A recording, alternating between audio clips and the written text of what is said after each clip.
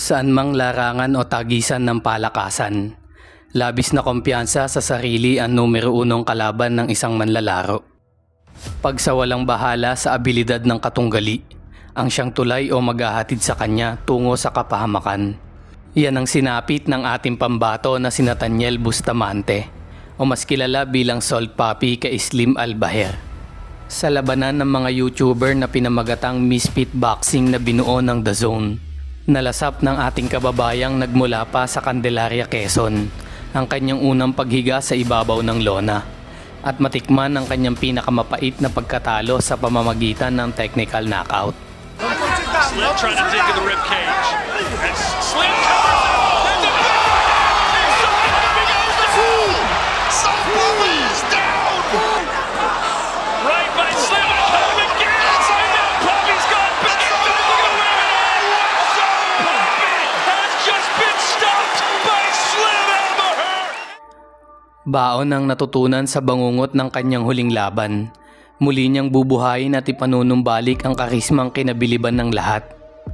Ngayong darating na May 11, 2024, muling magbabalik si Salt Papi sa entablado ng Misfit Boxing.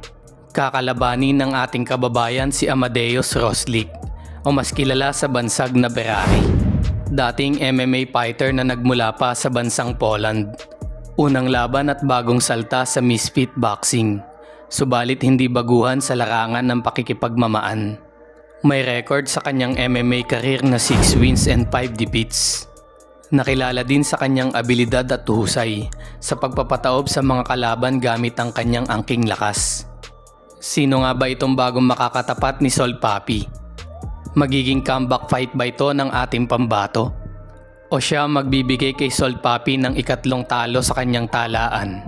Halina't panoodin natin ang mga labang nagbigay ingay sa pangalan ni Amadeus Ferrari Roslik. Raczej nie stopuje, to się zaostrza ten konflikt. Panowie, tu miała być bójka, a wy czekacie. Chciał znokautować. Co to wojna?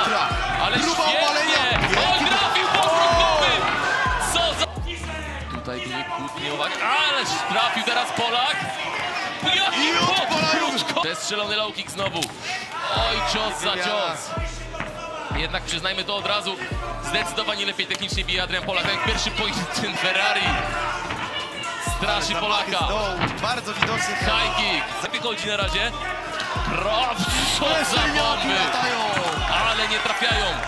Gdyby się trafili, refleci od roślika z nosa. Polak musiał trafić teraz chyba też. I lecą cepy bomby. Zaraz będzie wymiana. Czają się na siebie cały...